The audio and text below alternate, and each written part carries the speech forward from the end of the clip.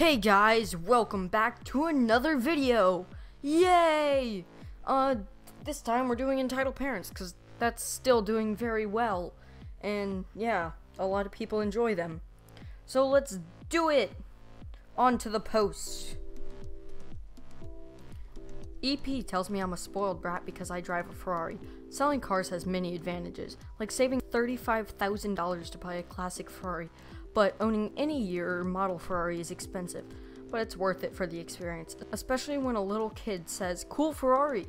But that kid just so happened to have an entitled mother. I was taking my girlfriend on a date to Olive Garden. I decided to bring my pride and joy, my 1985 Ferrari Mondale QV that I named Modena. So anyways, me and my girlfriend pull up in a 34-year-old, loud, bright red Ferrari. A kid walks up to me right after I get out. "Cool Ferrari," said the boy. That's when EM walks up to get her son. She gives me and my girlfriend a mean look and says, "You spoiled brats with your fancy cars. Did your rich daddy buy that for you?" I took offense to that and I said no. I worked hard to buy my dream car. The entitled mom looks at me and says, "Well, you're wearing Ralph Lauren shirt and a pair of expensive shoes, so you must be rich." I went kind for it. I was wearing a polo shirt with a VW logo on it and a pair of Vans. I told her I'm not rich, I'm just a normal person. She responds with a normal person doesn't drive a Ferrari. I tried explaining to her that I saved up a lot of money to buy my car. Me and my girlfriend walk away, grab a table, and eat some dinner. Yay! Edie tries to take my sister's birthday present. A few days ago, it was my sister's birthday and she wanted a phone as a gift, so we, the whole family, decided to gift her the phone she wanted. Right at the time the birthday started, my mom asked me to bring the present from the car and gave me the keys. I went to take it. As soon as I took it, a stranger, which definitely was an entitled parent, stopped me and asked, "Hello, can I ask what's in the box?" Me, "Oh, it's a birthday present for my sister." Edie, "Yeah, but what is it?" Me, really trying to avoid this conversation. "It's a phone. Look, I have to go." Edie, "Wait, I have a son and he really wanted a phone for his birthday. We don't have the money for it, so can I have the gift? I would give it to him and he would be happy." Me, confused, "I'm not trying to be rude, but it's your problem that you don't have the money. And this present isn't for your son, it's for my sister, and I can't just give it to some random person I met just now." Edie, "What do you mean? Your parents have this car, and they must be rich, so your sister doesn't need a phone. I'm sure your parents won't be mad." Me, "No is no. I am not going to give it to you." I walk away, but Edie grabs my hand and is trying to pull me somewhere. But luckily, my father comes out and pushes Edie far. Edie walks away, visibly angry. Then we just came back to the birthday party and continued it. My parents found out that I have money, wants me to give it all to them. Backstory: so my parents disowned me for being an atheist. My family is very religious, and they will look at you like trash if you say you don't believe in God. They kicked me out and didn't support me through my last year of college, and I haven't spoken to them for almost 3 years now. Just a few weeks ago, I got word from my cousin that my little sister got hospitalized, so I went to visit her when she was just about to get discharged. When I got there, it was just my sister in the room. I asked her where my parents were, and she said that they were still trying to raise funds for the hospital bill. Turns out, my parents' medical insurance didn't cover most of the hospital bill, and left a large chunk out of pocket. Fortunately, I was able to save up a lot the past year, so I went ahead and paid for it. When my parents came back, I told them it was already paid for, and that we were just waiting for discharge orders. The first question they had was why I was there and where did I get the money from. I explained our cousin told me what was happening, and I was saving money for my little sister's college. They didn't even thank me, and the next question they asked is how much money I have saved. I didn't give them the amount, but they insisted I should give it to them. Since my sister is living with them, I told them no, and that I will be giving it to her personally once she enters college. It was her last year of high school. That wasn't good enough for them. They kept saying that they need the money, but won't specify what the money would be for. Still, I didn't budge. A week passed, they don't stop bugging me, calling me ungrateful to them, and so on and so forth. Even asking my girlfriend to have her talk to me about giving. Let my kids break your expensive stuff, because they're kids. So picture this, it's Thanksgiving and you're relaxing in your room alone because you don't really know most of the relatives visiting you anyways.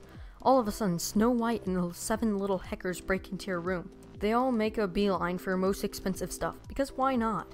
A Wii, an Xbox, and several expensive guitars are now in the hands of snotty toddlers, which wouldn't be too bad if they even know how to use the darn things. Instead, you've got kids pulling your game consoles out of shelves with no regards for any chords, and you've got kids furiously strumming on your guitars. One of the strings even popped. before eventually trying to beat each other over the head with them.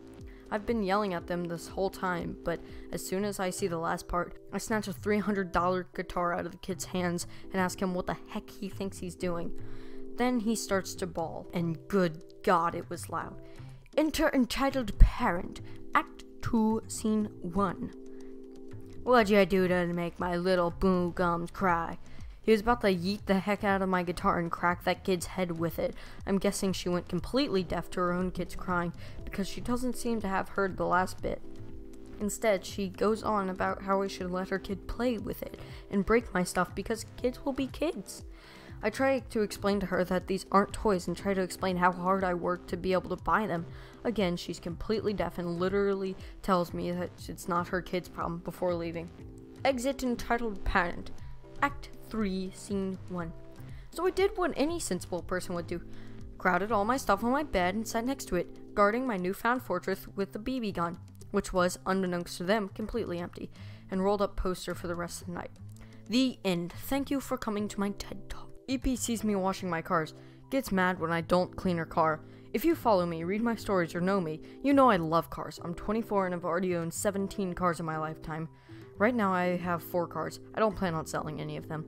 Anyways, let's get into the story. I was washing and detailing all 4 of my cars when an entitled mother drives her stupid minivan into my driveway, almost hitting my Ferrari. He gets out of his car and says, "Hey, can you clean my car? My kid's made a mess."